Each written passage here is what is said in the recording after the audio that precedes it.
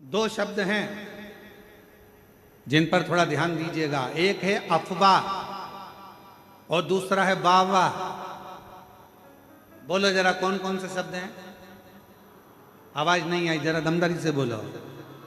अफवाह और वाह, ये दो शब्द हैं, दो शब्द। एक शब्द है अफवाह, गलत बोल देना, गलत सुना देना, किसी के लिए गलत बता देना, अफवाह उड़ा देना। अरे इतना भीड़ हो रहा है, इतना भीड़ हो रहा है, ऐसा हो रहा है, वो हमारे पास में रहती है, वो ऐसा है, वो हमारे पास में रहता है, वो ऐसा है, वो ऐसा है, उसका लड़का ऐसा, उसकी लड़की ऐसी, उसका परिवार ऐसा, उसका कुटुंब ऐसा। अफवाह उड़ाने में कलयुग में सब माहिर हैं। अफवाह उड़ाने में कलयुग में सब माहिर हैं, इसलिए थोड़ा सावधानी रखना। शिव महापुराण की कथा कहती है किसी अफवाह में मत जाना। क्यों? क्या कारण? तो कहा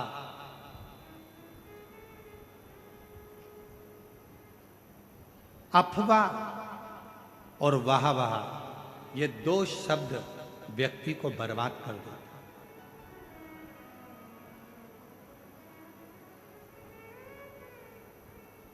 अफवाह व्यक्ति के जीवन को बर्बाद कर देती है और वाह अपने भीतर अहंकार को रखकर, अभिमत्ता को रखकर बर्बाद कर देती है।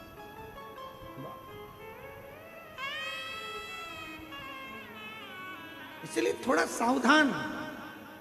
एक कितना सुंदर प्रसंग है। एक गांव में एक बुजुर्ग व्यक्ति रहता था, बड़ा बड़ा प्रतिष्ठित था, बड़ा प्रतिष्ठित।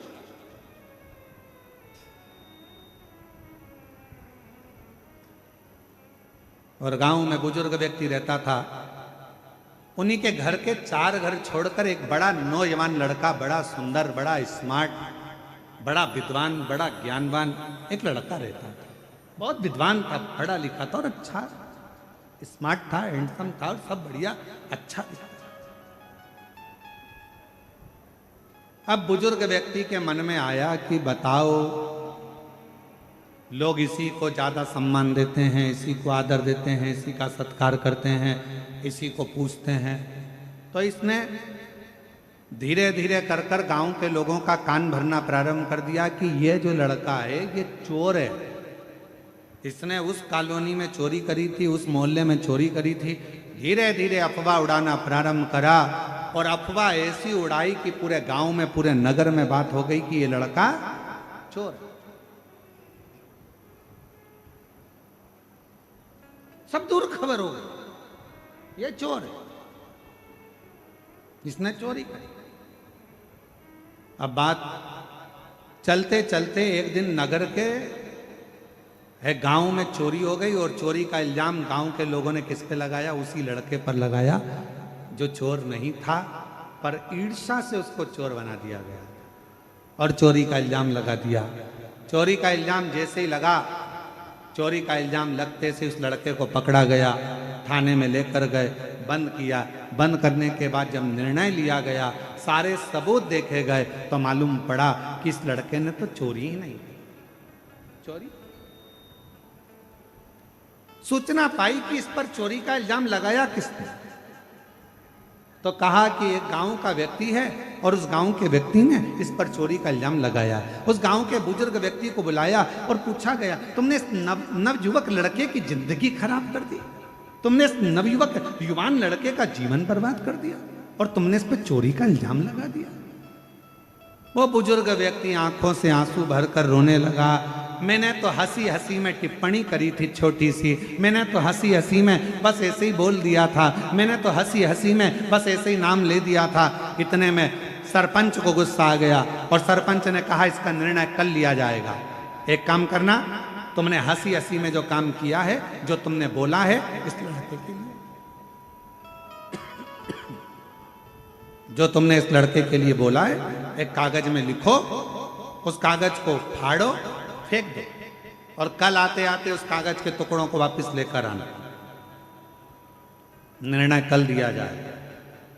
बुजुर्ग व्यक्ति ने वही बात लिखी, फाड़ी, फेंकी, वापिस आया, कागज का एक टुकड़ा, 2 टुकड़ा उसको मिला, बाकी का कोई टुकड़ा उसको नहीं,